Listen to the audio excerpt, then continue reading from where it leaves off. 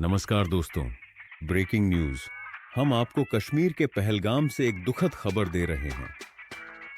22 अप्रैल 2025 को आतंकवादियों ने यहां हमला कर दिया।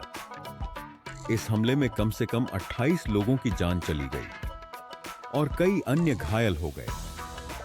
यह भयानक घटना पहलगाम की खूबसूरत बाईसरण घाटी में हुई, जिसे प्यार से मिनी स्विट्जरलैंड भी कहा जाता है। हमला कैसे हुआ?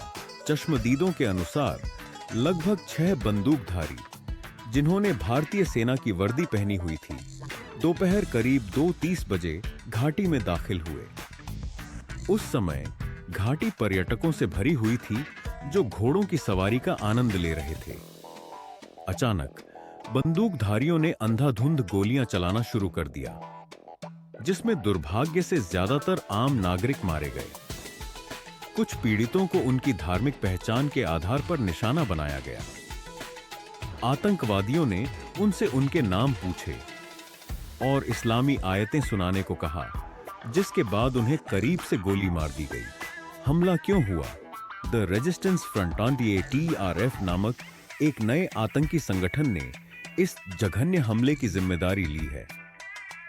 माना जाता है कि यह संगठन पाकिस्तान स्थित कुख्यात आतंकवादी समूह लश्कर-ए-तैयबा से जुड़ा हुआ है।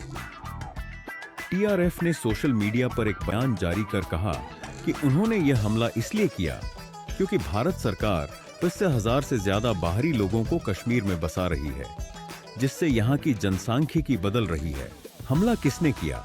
हालांकि TRF ने इस हमले की जिम्मेदारी ली है, लेकिन भारत के सुरक्षा अधिकारियों का मानना है कि इस हमले में कुल 4 आतंकवादी शामिल थे। इनमें से 2 आतंकवादी पाकिस्तान से घुसपैठ करके आए थे, जबकि 2 स्थानीय कश्मीरी थे। पुलिस ने हमलावरों के स्केच और तस्वीरें जारी की हैं और उनकी पहचान आसिफ फौजी, सुलेमान शाह और अब्बू तलहा के रूप में की गई है।